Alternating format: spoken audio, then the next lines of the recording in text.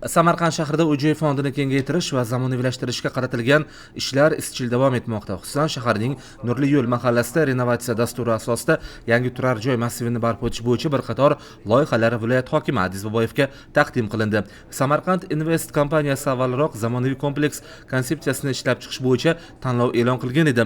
Tanlov doirasida 4 ta loyiha tashkiloti o'z takliflari bilan ishtirok etdi. Taqdim etilgan loyihalarda avvalo hududning zamonaviy qiyofasi va qulay logistikasini tashkil etish masalasiga alohida e'tibor qaratilgan. Shuningdek, yashil hududlarni kengaytirish, zamonaviy bolalar maydonchalarini barpo etish va avtomobillar harakatini tartibga solish orqali aholining xavfsizligini ta'minlash kabi muhim jihatlar ham ko'zda tutilgan.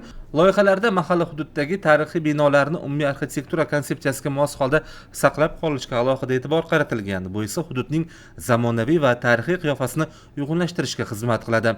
Viloyat hokimi Adiz Boboyev ushbu loyihalarning bosh maqsadi har bir oila uchun qulay va xavfsiz yashash muhitini yaratishdan iborat ekanini ta'kidladi. Renovatsiya dasturi eng avvalo aholi ehtiyojlariga muvofiq bo'lishi va shahar ko'rinishini yanada yaxshilashga hissa qo'shishi zarurligi qayd etildi.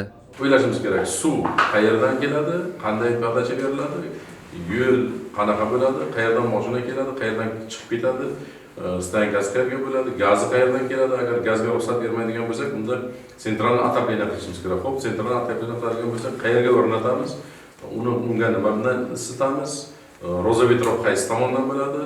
Buni o'ylashimiz kerak bo'ladi. Hamma narsani o'ylashimiz kerak bo'ladi. Balkim o'sha tunnelni rejim qilib turib, biz yangi shaharlarda hozir shunday tunnelni o'tkazamiz.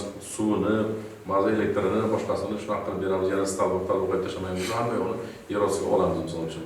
Buni o'ylashimiz kerak bo'ladi. Keyin ikkinchi navbat aholini o'ylashimiz kerak bo'ladi. Aholi bu yerda maktabga qayerga boradi, bog'chaga qayerga boradi, bozorga qayerga boradi.